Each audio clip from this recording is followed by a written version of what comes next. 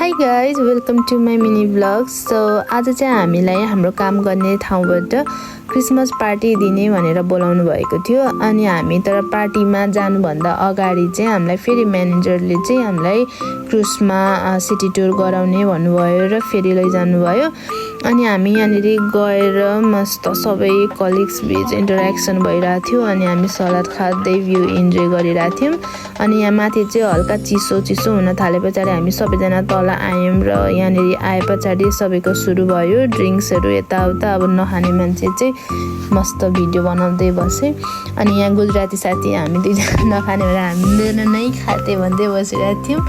अनि यहाँबाट यो बिचोबिच रिभरको बिचोबिचबाट भ्यू यति राम्रो देखिएको थियो सिटीको। अनि म यस्तो इन्जोय गर्दै बसिरहेको थिएँ।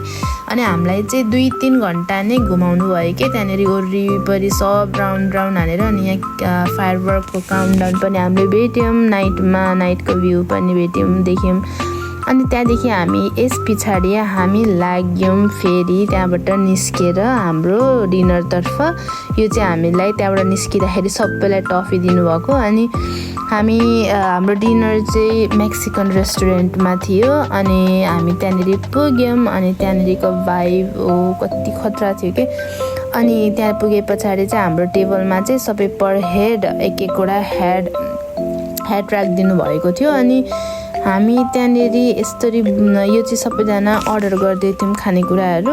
अनि त्यस पछाडि यताउता हेर्दै खानेकुरा पनि आयो।